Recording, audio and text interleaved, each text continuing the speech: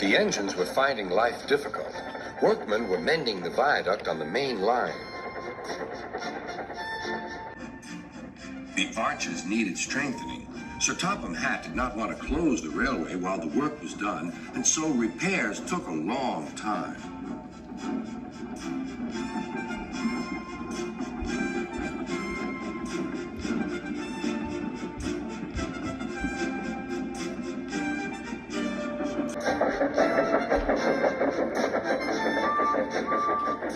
The engines had to take great care when crossing the viaduct, and the delay often made them late on their journey to the junction, where they knew Thomas would be ready to collect his passengers.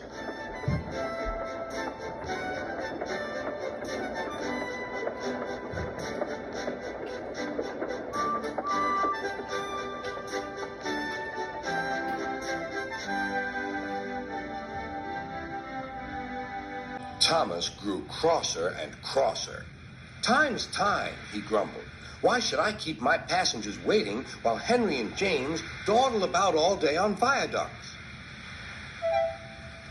"Don't blame me," snorted Henry. "If we hurried across the viaduct, it might collapse, and then you'd have no passengers at all. What would you do then?"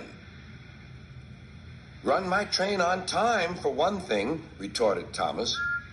He hurried away before Henry could answer.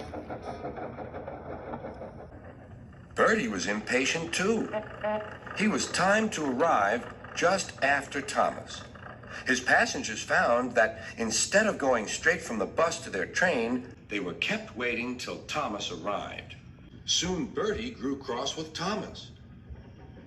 "Late again," he remarked, as Thomas panted wearily in.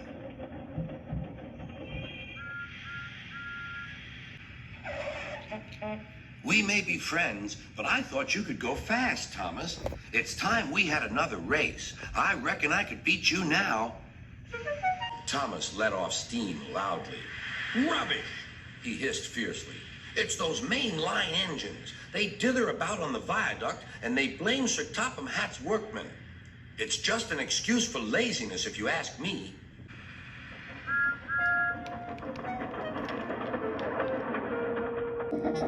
One day, James was later than ever at the junction.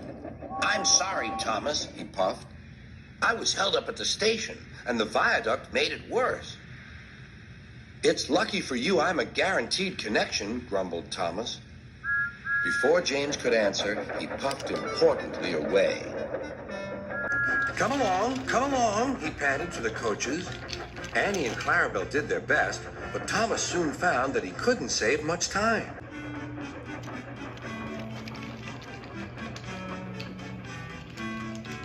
Suddenly, Thomas saw Bertie ahead. His radiator was steaming. "What's the matter?" asked Thomas. "You should be at the station by now. You're late." "I feel dreadful," moaned Bertie. "All upset inside, and driver says he can't make me better." "Thank goodness you're late, too. Can you take my passengers, please? They'll never get home otherwise." "Of course," agreed Thomas. He now felt sorry for Bertie and promised to get help at the next station. Thomas set off again. Already he felt much more cheerful, and Bertie's passengers, traveling in Annie and Clarabelle, all reached home safely. When Bertie was better, he came to thank Thomas. "I'm sorry I teased you about being late."